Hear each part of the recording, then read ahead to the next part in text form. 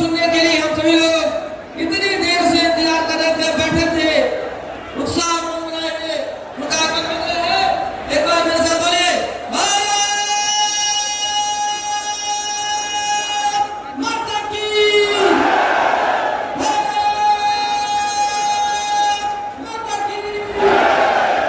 माता की, माता की।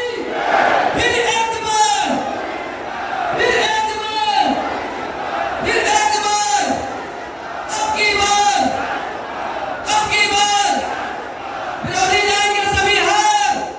अब की बार, अब की बार, फिर एक बार। नहीं करना है। मोदी जी को तीसरी बार प्रधानमंत्री बनाना है या नहीं बनाना है? हमारे नेता कीर्तिवर्धन सिंह जी को जिताना है या नहीं जिताना है? तो बड़े आदमी ऐसी आवाज नहीं चलती। दोनों हाथ उठाइए, उठाइए दोनों हाथ, विजय के संकल्प की मुट्ठी पीछे प्रचंड आवाज से बोलिए, भारत वंदे, वंदे, जय श्री राम। मेरे साथ जोर से बोलिए, जय श्री राम।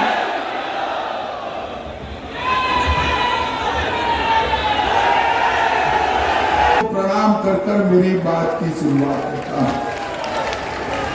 मैं यहां आया हूं तब योग के जनक महर्षि पतंजलि को भी मनपूर्वक प्रणाम कर कर मेरी बात की शुरुआत करनी है। भाई बहनों, मैं यहां अपील करने आया हूं कि हमारे प्रत्याशी कीर्तिवर्धन सिंह जी को प्रचंड बहुमत से जिताकर आप दिल्ली भेजें। मगर मैं एक बात और बताना चाहता हूं, कीर्तिवर्धन सिंह जी के नाम के सामने कमल का निशान है। कमल के निशान पर गोंडा वालों बटन दबाने का मतलब है आपका एक एक वोट नरेंद्र मोदी जी को तीसरी बार प्रधानमंत्री बनाना। ये चुनाव जो है, ये नरेंद्र मोदी जी को तीसरी बार प्रधानमंत्री बनाने का चुनाव है। ये चुनाव जो है देश को दुनिया में तीसरे नंबर का अर्थतंत्र बनाने का चुनाव है। ये चुनाव है पाकिस्तान को इनकी हरकतों के लिए मुंह तोड़ जवाब देने का चुनाव है। ये चुनाव है आतंकवादी की गोली का जवाब गोले से देने का चुनाव है। ये चुनाव है 3 लाख लखपति दीदी बनाने का चुनाव है और 3 लाख गांव में पैक्स बनाने का चुनाव है। भाई और बहनों, मैं गोंडा आया हूं। आप तो अयोध्या से नजदीक हो या नहीं हो? अरे बोलो तो, मुझे बताओ गोंडा वालों, अयोध्या में राम मंदिर बनना चाहिए था या नहीं बनना चाहिए? अब तक बोलिए जरा, बनना चाहिए था या नहीं बनना चाहिए था? एक कांग्रेस, सपा और बसपा ने 70 साल तक राम मंदिर को लटका कर, अटका कर, भटका कर रखा। मोदी जी ने जब आपने दूसरी बार प्रधानमंत्री बनाया, मोदी जी ने 5 ही साल में केस भी जीता, भूमि पूजन भी किया और प्राण प्रतिष्ठा कर कर जय श्री राम। मगर भूलना मत गोंडा वालों, कार सेवकों पर गोली चलाने वाली यही समाजवादी पार्टी थी। ये चुनाव जो है राम भक्तों पर गोली चलाने वालों का और राम मंदिर मंदिर बनाने वालों के बीच में आपको तय करना है, गोंडा वाले गोली चलाने वाले के साथ है या मंदिर बनाने वाले के साथ? जोर से बोलो जरा, किसके साथ हो? अरे अखिलेश और राहुल बाबा अभी दो शहजादे घूम रहे हैं। जब उनको प्राण प्रतिष्ठा का निमंत्रण दिया, दोनों ने इनकार, वो नहीं गए। क्यों नहीं गए? क्योंकि वो अपनी वोट बैंक से डरते हैं। उनकी वोट बैंक कौन है मालूम है गोंडा वालों? मालूम है ना? आप लोग नहीं हो। उनकी वोट बैंक अलग है, वो उनसे डरते हैं।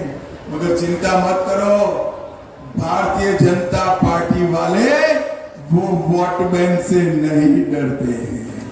हमने सिर्फ राम मंदिर नहीं, औरंगजेब ने तोड़ा हुआ बाबा विश्वनाथ का कॉरिडोर भी फिर से मोदी जी ने बनाया, महाकाल का कॉरिडोर बनाया और सोमनाथ का मंदिर भी सोने का बनने का काम चालू हो गया है।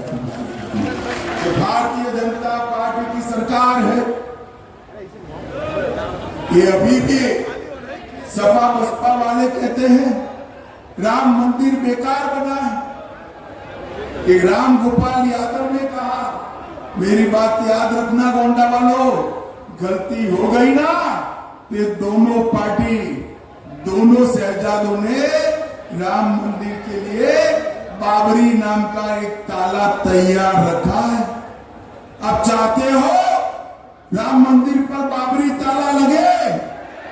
जोर से बोलो, चाहते हो?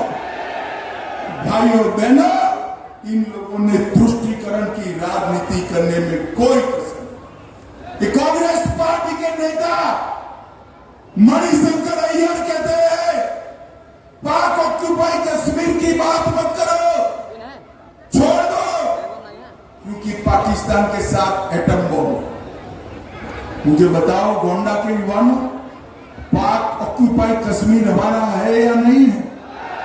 जोर से बोलो, है या नहीं है? भारत इसको छोड़ सकता है क्या? फारूक अब्दुल्ला, इंडिया अलायंस के नेता और मणिशंकर अय्यर हमें डराते हैं। अरे फारूक जी, मणिशंकर जी, डरने वाली सरकार गई, ये 56 इंच के सीने वाले नरेंद्र मोदी की सरकार। मैं आज इस गोंडा की पवित्र भूमि पर, लाड़ी जी की और पतंजलि की भूमि पर कह कर जाता हूं, पाक ऑक्यूपाई कश्मीर हमारा है, दुनिया की कोई ताकत हमसे उसको छीन नहीं सकती। भाइयों बहनों, मुझे बताओ, धारा 370 हटानी चाहिए थी या नहीं हटानी चाहिए? अरे जोर से बोलो भाई। ये कांग्रेस वाले कहते हैं हम धारा 370 को वापस लाएंगे। राहुल बाबा, 70 साल से आप धारा 370 को संभाल कर बैठे थे। कश्मीर में तिरंगा नहीं फहरता था, आतंकवाद फैला था। मोदी जी को यूपी वालों ने दूसरी बार प्रधानमंत्री बनाया। 5 अगस्त 2019 को धारा 370 को संभाल। और मैं आज कहकर जाता हूं, राहुल बाबा, आप कितना भी जतन कर लो, अब धारा 370 को दुनिया की कोई ताकत नहीं ला सकती, कोई ताकत नहीं। भाई और बहनों, इन लोगों ने सालों तक आतंकवाद को चलाने का काम किया है। 10 साल तक सोनिया मनमोहन की सरकार थी, सपा बसपा के समर्थन से चली। 10 साल तक पाकिस्तान से आलिया, मालिया, जमालिया आते थे, बम धमाके करते थे और चले जाते थे। परंतु अपनी वोट बैंक की लालच से ये दोनों शहजादे चुप गए।